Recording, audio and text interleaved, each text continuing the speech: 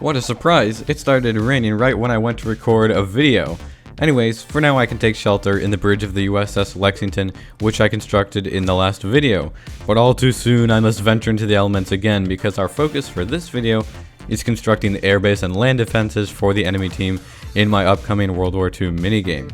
To begin with, we need to fix this biome where it was hit by a tornado and destroyed earlier on in this world before I stuck a ton of weather deflectors all around the area. By the way, if you guys enjoyed this video, be sure to drop a like and hit that subscribe button if you haven't already. Help support the channel, I really appreciate it. Also, if you want a chance to participate in the World War II minigame event yourself, then head on over to the Discord server where I'll be randomly selecting participants from in the next week or so for the event.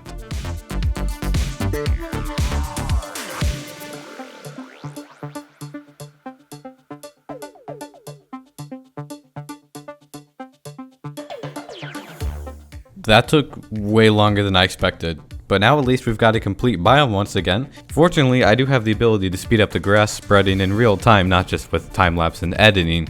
And whoa, would you look at that, you can even see these trees growing and changing as well. I guess they really are dynamic, and I'm pretty sure if you give them long enough, they'll even die and then like drop saplings and seeds and then grow more trees. I think they can even spread and create their own forest over a super long time. I'm not really sure though. Right on cue, guess what just showed up out over the water?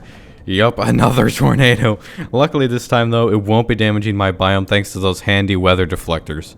So I've decided on the location of the airbase's runway, right over here in this biome, and I've got a start on it as you can see, but it needs to be quite a bit longer. The airbase team will be using two different planes, the Bf 109 or 109 fighter in addition to the Lancaster bomber. The way the balancing will work in my mind is that the Spitfires being launched from the carrier fleet can carry bombs but are slower and have less powerful guns than the Bf 109s. However, the Bf 109s can't carry bombs, meaning that they will have to protect the Lancaster bombers and escort them to the carrier fleet. What the Bf 109s do have though are more powerful guns which shoot explosive rounds, meaning that they can do a little bit of damage to the ships with their guns alone. They won't be able to completely destroy the ships, but they could knock out some weapon systems with some well-placed shots. Obviously the Lancaster bomber is super slow and not very maneuverable, meaning that it will be a very easy target, but if it does make it over the ships, then it will be able to quickly drop its large payload of bombs.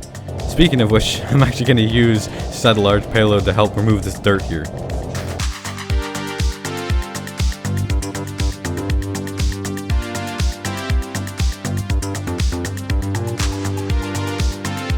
Boom.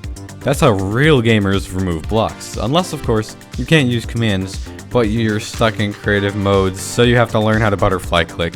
Anyways, moving on, this is the full length of the runway that we're going to have. As you can see, I put up some sandbag walls where the ground was higher than the runway, which I think looks pretty cool.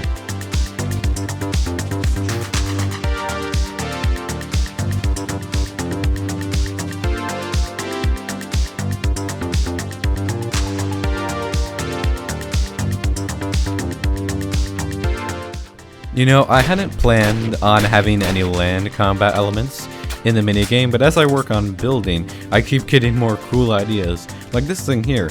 I needed to supply some floodlights for the runway with power, and I ended up building an entire transformer station off in the woods with a big power line running to the airbase.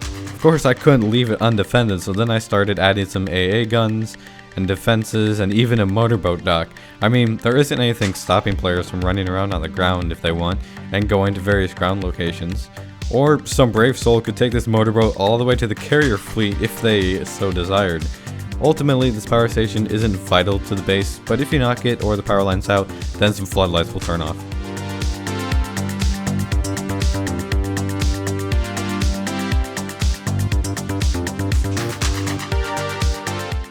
This turret here seems to be having some problems. Now this runway looks like it's been heavily used and wasn't just installed an hour ago. Seems like it's a good time to try taking off and landing some planes from here.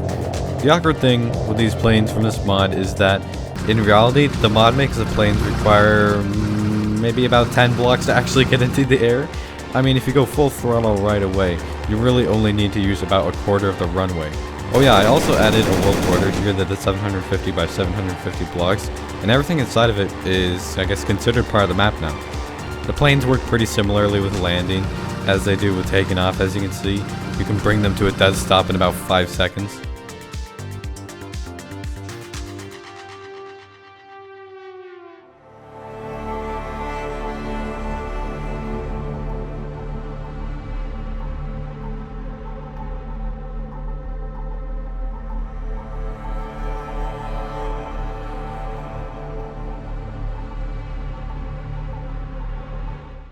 It was a bit of a challenge squeezing this large of a building in these hills, but now we've got a hangar. And I haven't done any interior stuff yet or details out here, but we do have fuel tanks. If those get hit with a bomb, then bad things would happen, as you can imagine. As you can see, we've got a fancy door here and lots of room on the inside for planes or whatever else we want. The remaining large feature of this airbase that still needs building is a bunker. The bunker will be the objective that the carrier fleet has to destroy, similar to how the airbase team has to destroy the Lexington.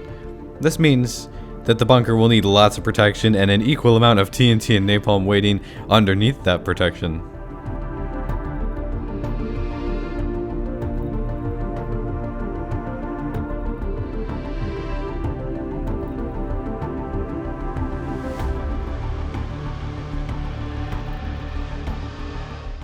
Alrighty, the structure is done, but not the interior decorating. That always comes last. But what we've got here is a second smaller covered hangar area which we can stick a tank and some random stuff in or something like that. Probably some storage crates, but I'll decorate that it a little bit. Anyways, there's two entrances into the bunker, one from the outside and one from inside the small hangar. Also, if you watched my nuclear/space age series, you'll probably recognize this bunker design. Anyways, the tunnel goes pretty far down to get below the river, and after you've passed underneath it, there's a small room for eating and a small dorm room, and past those rooms is a large room that will serve as a command center/meeting room, similar to the bridges on the various ships. Anyways, I've got interior decorated to attend to now, and we'll be right back. Ooh, that's kind of spooky. Look, it's staring at me. Yeah, okay, we're gonna leave now.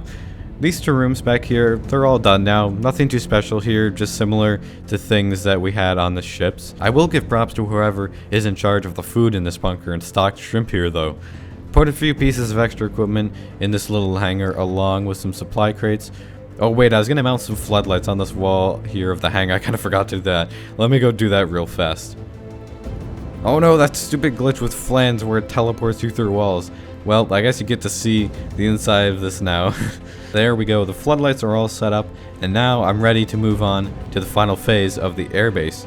Currently, this base is defenseless and that needs to change. I'm going to add various AA gun batteries and defenses on the hilltops surrounding the base. I might also add some heavier defenses toward the ocean shore pointing out toward the fleet. We'll just have to see.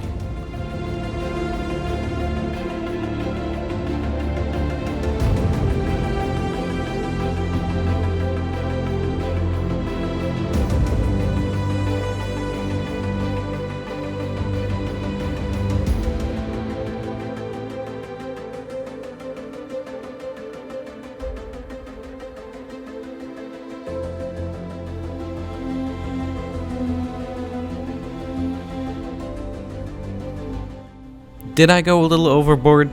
I don't really know, but what I do know is that we have lots of defenses here now.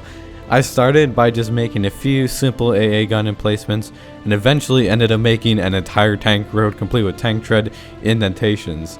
There are several AA guns around on various hilltops. Some are the automatic kind on the ships, but the more powerful ones are player operated. A few anti-tank guns are also scattered around here and there, and there is even one small bunker with an artillery cannon pointing out to sea. I'm not sure if it can hit the fleet, so we'll have to just wait and see in the minigame. At least I do know that you can hit the fleet with this anti-tank gun here. Not that it does very much damage, mind you. I think my favorite part of this entire base has got to be the air raid siren that I installed during the time lapse. You can activate it just by flipping this lever here, and it will continue to sound until you flip the lever back. These tanks sitting outside the hangar can be taken pretty much wherever players want to take them, but there is one problem with them that I haven't sorted out. I can't figure out what kind of shell is supposed to be shot by the tanks. I've tried all the different shell types and none of them work. If you know what is supposed to be used here or how to make it work, be sure to leave a comment down below, because I can't figure it out. Maybe these tanks are just glitched and I need to use a different type. But that is the kind of question I'll be sorting out in playtesting. Now that the map is done, I have to set up the actual minigame aspect of it and do some playtesting. I'm hopeful that in the next week or two I'll be able to host the event, and I think it'll be a lot of fun. I'm super excited for it. Anyways, hope you guys enjoyed this video. Have a good rest of your day, and I'll see you in the next video or live stream. Bye!